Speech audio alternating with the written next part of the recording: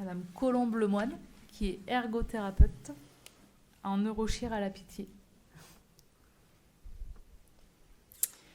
Donc, bonjour à tous. Donc, je suis Colombe Lemoine, je suis ergothérapeute et j'ai travaillé pendant 3 ans et demi en réanimation neurochirurgicale à la Pitié-Salpêtrière. Donc, tout d'abord, l'ergothérapeute est un professionnel de santé et son intervention est sur prescription médicale. On est censé intervenir toujours sur prescription médicale. En réanimation, c'est un petit peu particulier puisque les prescriptions sont souvent faites à l'oral ou transmises par les équipes soignantes. Donc j'insiste vraiment sur la prescription médicale. L'ergothérapeute a plusieurs objectifs que je vais aujourd'hui vous présenter. Donc les principaux, ça va être l'installation, l'évaluation des capacités et des incapacités, la rééducation, l'aménagement de l'environnement et également la mise en place de communication alternative améliorée. Donc le positionnement et l'installation, c'est dès l'entrée du patient en réanimation. C'est pour tous les patients, qu'ils soient sédatés ou non. C'est avec du matériel de positionnement disponible en réanimation ou du matériel standard, c'est-à-dire des oreillers, des traversins, des couvertures, des draps, du jersey, de la mousse. On peut vraiment tout faire, tout utiliser. Et la raison, c'est pour éviter les complications liées à l'alitement. L'ergothérapeute va surtout veiller aux complications comme des rétractions, l'installation d'équins, les escarres. Et donc voici quelques exemples. Donc par exemple, totalement à gauche et complètement à droite, on a un décubitus latéral avec 2 types de coussins différents. En bas, c'est plutôt pour les déclives des membres supérieurs pour éviter les œdèmes. En haut, on a des exemples de bottes. Ce sont des bottes anti-équins. Souvent, ce sont des bottes avec des décharges talonnières pour éviter les escarres au talon. Et en haut à droite, on a ce fameux coussin de décharge occipitale pour éviter les escarres également. Toutes ces installations, on peut les faire avec des oreillers, avec des traversins, des couvertures, comme je vous disais. C'est mieux quand on a le matériel, mais on ne l'a pas toujours. Les évaluations des déficits. Donc c'est à l'arrêt des sédations, quand les patients commencent à se réveiller. C'est pour les patients en phase d'éveil. Et c'est par des observations, des bilans. Ce sont des bilans donc, sensitivo-moteurs ou des bilans cognitifs. Et le but, c'est d'anticiper les besoins. Donc, par exemple, concernant les bilans sensitivo-moteurs, on va rejoindre un peu les bilans que les kinés peuvent utiliser avec tout ce qui est testing musculaire, les amplitudes articulaires. On va tester la méthode de transfert, on va tester l'équilibre. Concernant le cognitif, dès que les personnes commencent à se réveiller, on va tester la compréhension d'ordre simple, compréhension d'ordre complexe. On va également bilanter l'amnésie post-traumatique, savoir si les patients sont toujours dans la phase d'amnésie post-traumatique ou non. Pour ça, on a des bilans comme le GOAT que je n'ai pas mis en illustration. On a la MOCA, complètement à droite, qui est un bilan cognitif qui n'est pas fait pour la réanimation, que je n'ai pas utilisé tout de suite en réanimation. J'ai mis beaucoup de temps avant de sortir ce bilan. C'est un bilan que j'utilisais avant rééducation. Il va évaluer donc, les fonctions exécutives, tout ce qui est visuospatial, mémoire. Il y a une partie de langage, concentration, attention. Ça peut paraître beaucoup pour de la réanimation. En fait, je me suis rendu compte qu'à partir du moment où les patients peuvent être installés assis dans un lit, ou encore mieux, installés au fauteuil, qu'ils peuvent tenir un crayon, en fait, on peut faire passer une MOCA et il y a beaucoup de patients en réa qui ont de bons scores à la MOCA. Sinon, tout en bas à gauche, je vous ai mis une petite illustration sur la négligence. Donc négligence spatiale, ça fait aussi partie de mes compétences, de pouvoir évaluer et observer en fait tout type de négligence, donc spatiale ou corporelle. La rééducation, donc c'est après les évaluations pour des patients conscients. Par des mobilisations, c'est souvent des mobilisations en actif aidé ou en actif, et par l'utilisation d'objets du quotidien et de la stimulation. Tout à l'heure, la kiné parlait du rôle du kiné en disant que c'était une rééducation par le mouvement. L'ergo, c'est plutôt une rééducation par l'activité. Et le but, c'est de favoriser la rééducation par la rééducation précoce. Donc, voici le genre de choses que je peux mettre en place en réa, demander aux patients. Donc, c'est très basé sur la vie quotidienne et les activités de vie quotidienne. Donc, ça va être présenter une brosse à dents à un patient et voir s'il peut se brosser les dents. S'il ne peut pas, pourquoi ? Est-ce que c'est le mouvement, l'utilisation de l'objet ? Est-ce que c'est plutôt au niveau de la bouche ? Je peux intervenir aussi sur les repas pour voir comment ils mangent, s'ils y arrivent seuls. En illustration, je vous ai mis 3 aides techniques au transfert. Donc le lève-personne que vous devez normalement tous connaître et savoir utiliser, c'est quand même le plus courant.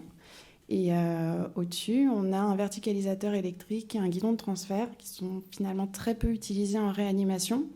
Et c'est dommage parce que ce sont des aides techniques au transfert qui permettent de faire participer les patients.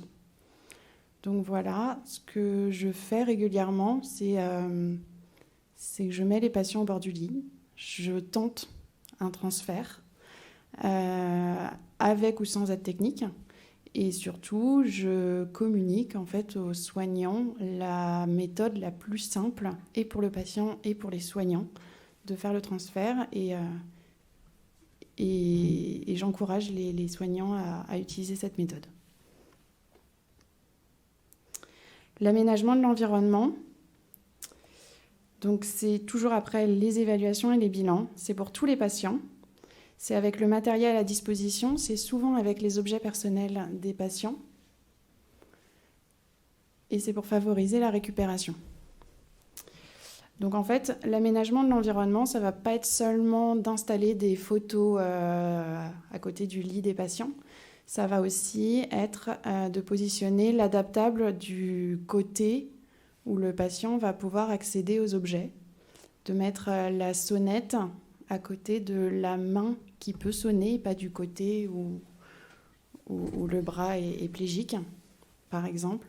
Ça va être aussi de mettre des accessoires et des aides techniques qui va permettre au patient d'être indépendant dans une activité. Donc, par exemple, pour boire, certaines personnes ne vont pas pouvoir boire avec un verre tout simple en verre.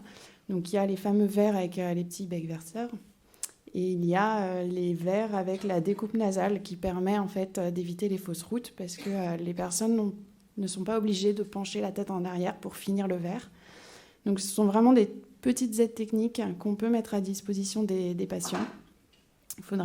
Faut juste y penser. Il y a tout ce qui est antidérapant, les horloges, les éphémérides, pour que les personnes soient orientées.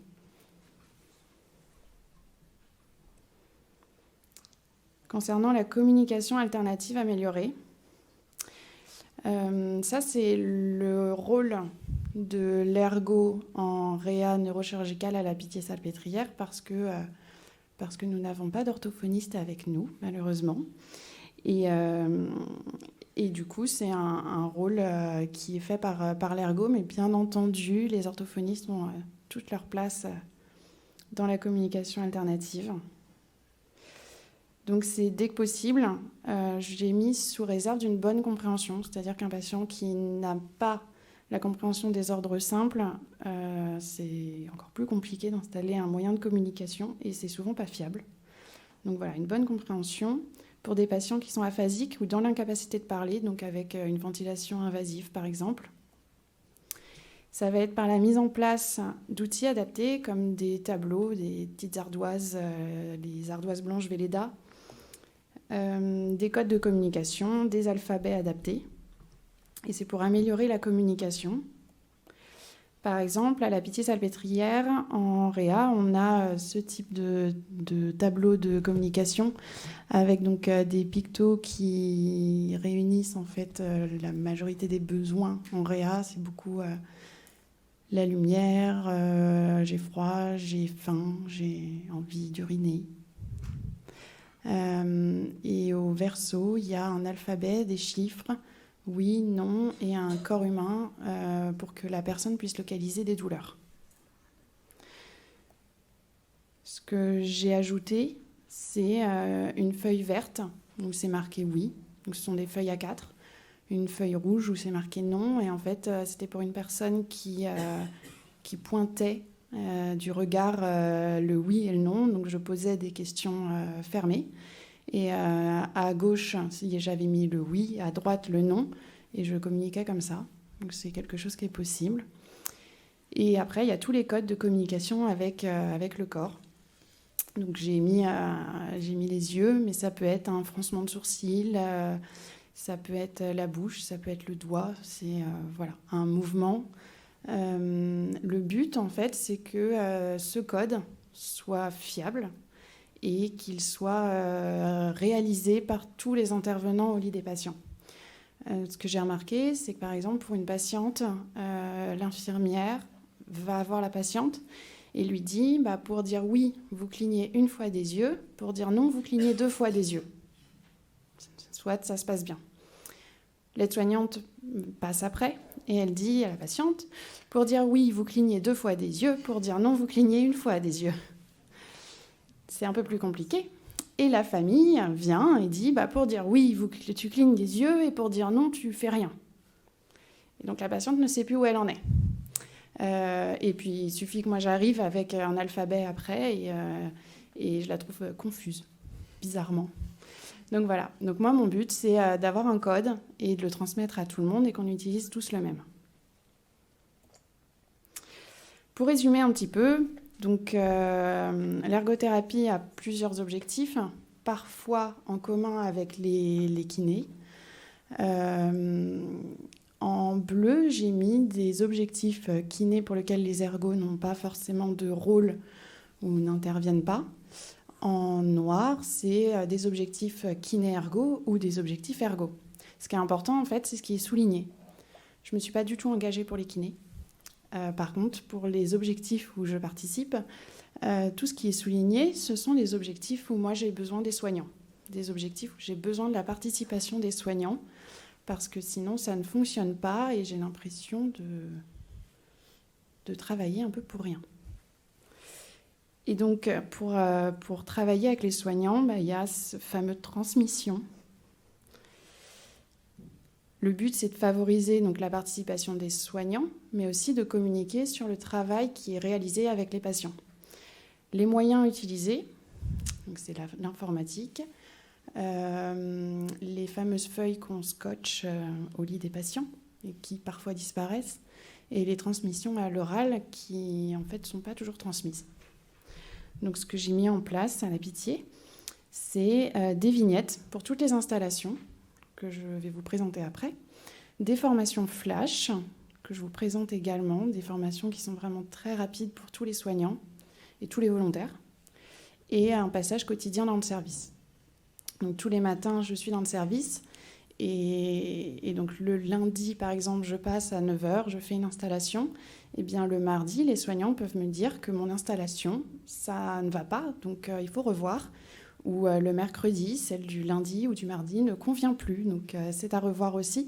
C'est vraiment en fait savoir que 5 matins par semaine, il y a l'ergo et c'est le moment de communiquer et de dire ce qui fonctionne et ce qui ne fonctionne pas. Donc les vignettes, ces fameuses vignettes, en fait, ce que j'ai fait, c'est que j'ai fait des photos des installations. Donc il y en a plus que ça, c'est vraiment un exemple. Je les ai, donc ce sont vraiment des vignettes à peu près de cette taille-là. Je les ai imprimés, je les ai plastifiés.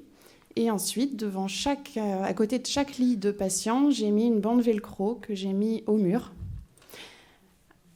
Au verso des vignettes, j'ai mis une autre bande velcro. Et donc, par exemple, pour un patient à qui je mets une botte à gauche, une botte à droite et une déclive au membre sub droit, et ben, je vais coller les vignettes qui correspondent à l'installation.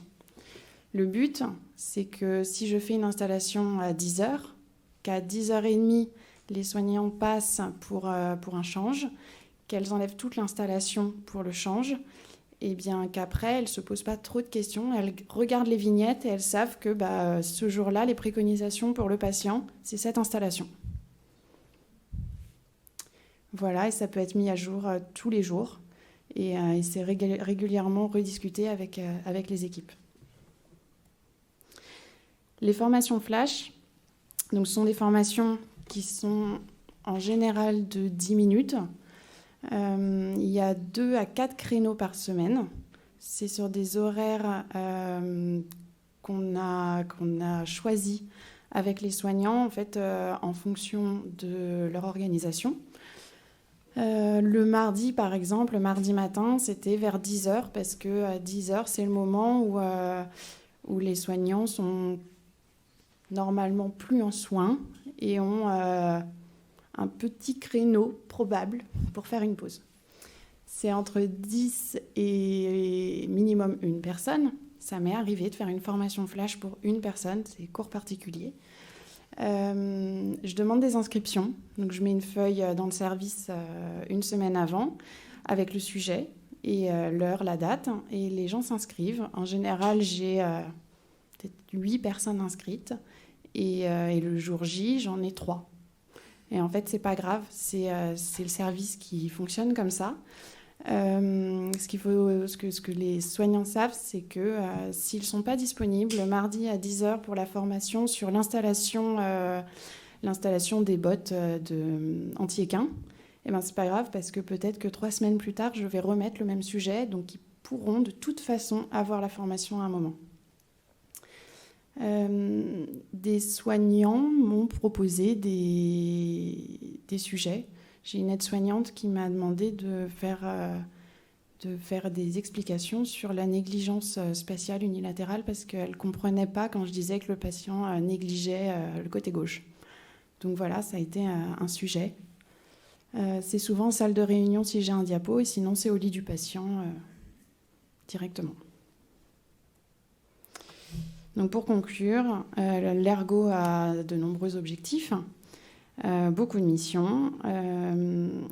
Ce qu'il faut aujourd'hui retenir, c'est que j'ai un travail qui doit être fait en pluriprofessionnel, c'est-à-dire que sans les aides-soignantes, sans les infirmiers et infirmières, sans les kinés et sans d'autres personnes, ce que je fais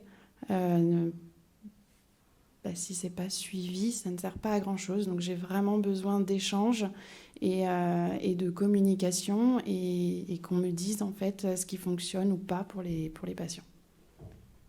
Voilà, merci pour votre attention.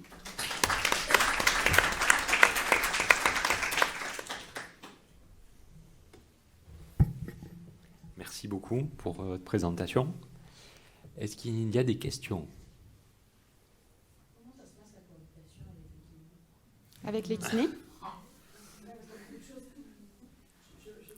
Ça se passe très bien. Ça se passe très bien.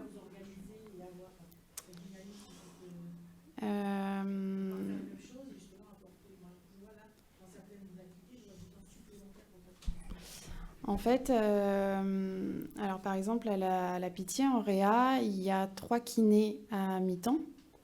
Et dernièrement, c'était un mi-temps en ergo aussi.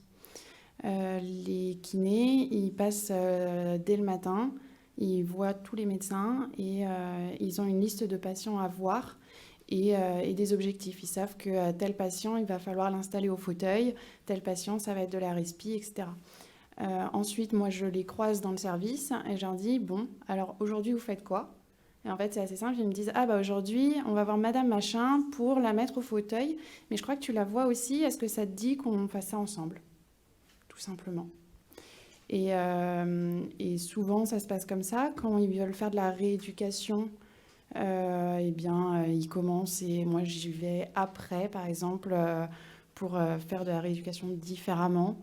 Quand c'est de l'installation, ça arrive que les kinés m'aident aussi parce que sur certains patients, c'est pas simple de les installer. Voilà, c'est une très bonne entente. C'est des missions du coup complémentaires, en fait. C'est des missions complémentaires. Exactement. Mais du coup, je vais être lourde avec mes questions, mais du coup, qui a un ergo la semaine dans son service de façon fixe? Génial. Ah, bah, parfait. Heureusement, du coup. Le timing est parfait. Alors, moi aussi, dans mon service, alors nous à la base on a un peu triché parce que normalement il est censé avoir un ergothérapeute, surtout la PHM sur Marseille, c'est-à-dire savoir 4 hôpitaux. Et elle est venue, elle a eu le malheur de venir un jour dans notre service où on a une forte activité de neuro-réanimation. Et presque, j'allais dire pas qu'on la séquestre, mais depuis maintenant, c'est la base chez nous. Donc elle reste essentiellement chez nous. Et c'est vrai que ça a été, ça a vraiment, on a vu un vrai changement en fait de notre activité. Et, par exemple, un truc très très bête, donc en neuroréanimation, on a beaucoup de patients qui adoptent des positions vicieuses après un AVC ou autre. Et notamment, on a des patients qui ont des fois des pressions intracrâniennes assez élevées. Et un truc tout bête, quand ils ont une position vicieuse un peu comme ça, ils vont être peut-être à 25 de pic. Et si on leur redresse un peu la tête, ils vont être à 18, 19. Et on n'arrive pas, alors on a beau trifouiller, nous en tant qu'infirmiers avec des coussins et machin, c'est impossible. Et là, on a une ergo qui nous fait des cale-têtes sur mesure. Alors nous, avec nous, ce qu'on bricolait, on leur faisait des escarres aux oreilles, on les massacrait et tout. Et là, elle fait des trucs avec des décharges sur l'oreille. Donc c'est vraiment génial. Et on a limité les escarres, on améliore l'installation des patients. Et du coup, la question sur laquelle je voulais enchaîner, c'est avec la communication avec les infirmiers. Donc j'ai vu que c'est super intéressant votre système de vignettes. Ouais. Ça se passe bien, ça, du coup? Ça marche bien, votre système? Les vignettes, oui, ça fonctionne très bien. Ça fonctionne très bien. En fait, ce que j'ai aussi demandé aux soignants, c'est quand un patient sort, elles doivent juste retirer les vignettes et les mettre dans une boîte. Je m'occupe de les laver, de les ranger, voilà. Comme ça leur prend pas du tout de temps en plus. Et concernant l'installation, la communication est du coup très bonne. C'est super malin parce que moi, le problème que je rencontre, moi je suis infirmier de nuit, donc l'ergo, je la vois pas en fait. Et du coup, donc des fois, je récupère un patient le soir avec des mouches sur mesure à la tête, le machin. Mon aide-soignante qui commence à faire un nurse, donc elle lève le matériel. Et puis après, ce que vous disiez tout à l'heure, quand on la réinstalle, on se disait alors, mais ça allait où? Mais ça, quelle forme? Donc le cale-tête se retrouve au talon et tout. À la fin, l'ergo, le matin, elle arrive et dit mais qu'est-ce qu'il a fait, l'infirmier de nuit? Et c'est vrai que du coup, après en communiquant, du coup moi j'envoie des mails des fois à la pauvre, donc après elle m'explique, ou elle prend carrément des fois des photos pour me les envoyer. Mais en effet, ce système de vignettes, c'est vraiment très intéressant. Oui.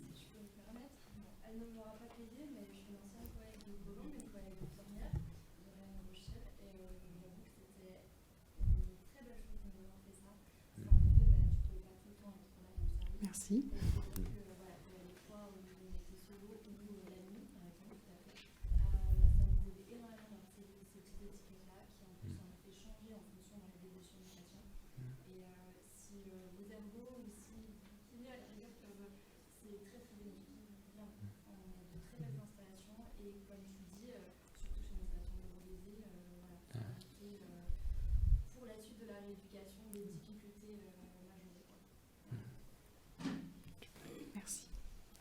Oui.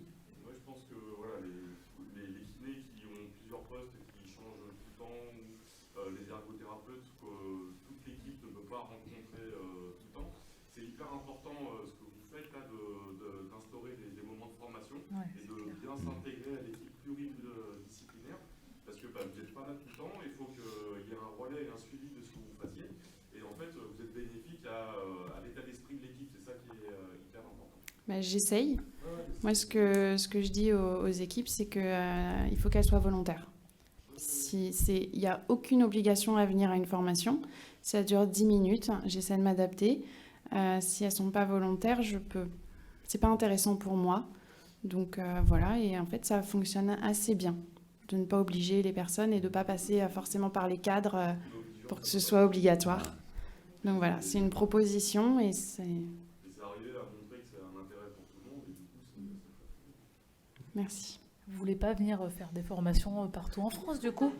Non? Genre quand on n'a pas trop d'ergo disponibles, bon bah on se dit ouais c'est flash, génial la 10 formation. minutes dans chaque ville. Bah, ouais alors disons que pour être efficace, bah, si vous faites 1 heure dans chaque réa en une journée, ouais vous faites le tour de la France quoi. Voilà. C'est pas une session pour démarcher les professionnels. C'est vrai, mais quand même ça donne envie. Voilà. Vous avez dit qu'il n'y avait que 2 postes, que 2 kinés et un mi-temps. 3 kinés à mi-temps, 3 kinés à mi-temps. Vous avez combien de lits? 25.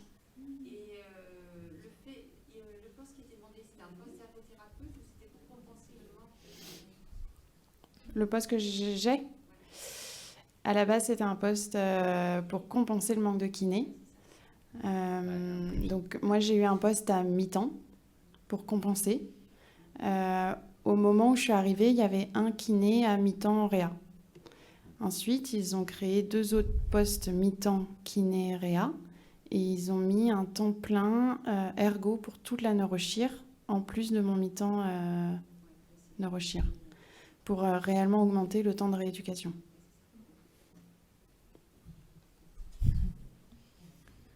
Bien, merci beaucoup. Ça fait Merci rêver. à vous.